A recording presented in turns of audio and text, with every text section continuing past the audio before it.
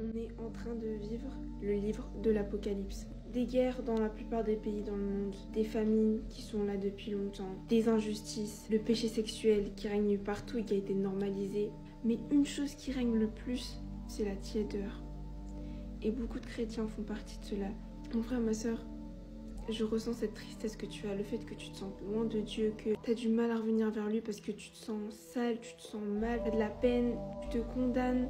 Et tu as l'impression d'être hypocrite vis-à-vis de Dieu, mais s'il te plaît, n'écoute pas ce mensonge que le diable t'a mis dans ta tête, parce que non, tu n'es pas trop sale pour venir à Dieu. Justement, c'est ce que Dieu recherche. Dieu veut te renouveler, il veut te ressaisir, te reprendre. Il ne t'a jamais abandonné.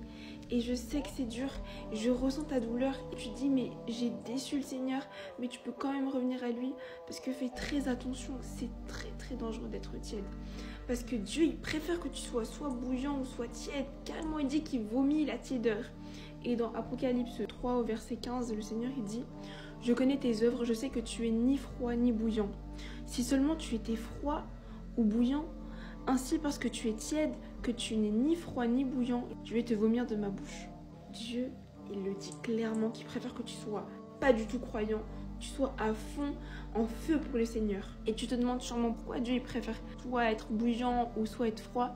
Tout simplement parce que quand tu es tiède, tu es orgueilleux et tu te dis justement que tu es bouillant. Quand tu es tiède, tu es dans le déni. Tu es tellement dans le déni que tu penses que tu es bouillant et que tu es à fond avec le Seigneur alors que tu es tiède. Tu es dans le monde, un pied dans le monde et un pied avec le Seigneur. Un pied dans la semaine dans le monde et un pied le dimanche avec le Seigneur. Et puis c'est tout. Quand tu rentres chez toi, tu ne médites pas, tu ne pries pas, tu ne passes pas un moment avec ton Seigneur. Tu passes la majorité de ton temps dans le monde, mais surtout dans la tristesse. Parce que ta tristesse te mène à la mort et cette tristesse-là te mène à pécher, te mène à te faire du mal, de commettre de l'impudicité. C'est ça qui est super dangereux en fait, c'est que les tièdes ne savent pas qu'ils sont tièdes. Et là, ça devient très dangereux.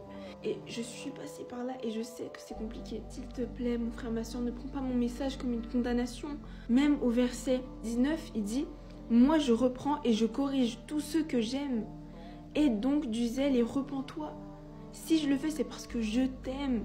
Parce que tu es mon frère, ma soeur. J'aimerais te prendre dans les bras et te dire que non, ce que tu fais, c'est pas bien. » Et dans la parole de Dieu, il est dit, je reprends et je corrige tout ce que j'aime. C'est biblique de reprendre ton frère ou ta sœur. Normal, si je te vois pécher et je vois que ce que tu fais est mauvais, je vais te reprendre parce que je t'aime. Un exemple que je trouve parfait pour expliquer cela, comme mon ami Fatou a dit, c'est que si tu as une tache sur ton pantalon et cette tache, elle est énorme, par amour pour toi, je vais te dire, mais tu as une tache sur ton pantalon, fais attention, couvre-toi. Par amour, je le fais, mais si je m'en fichais, je t'aurais rien dit.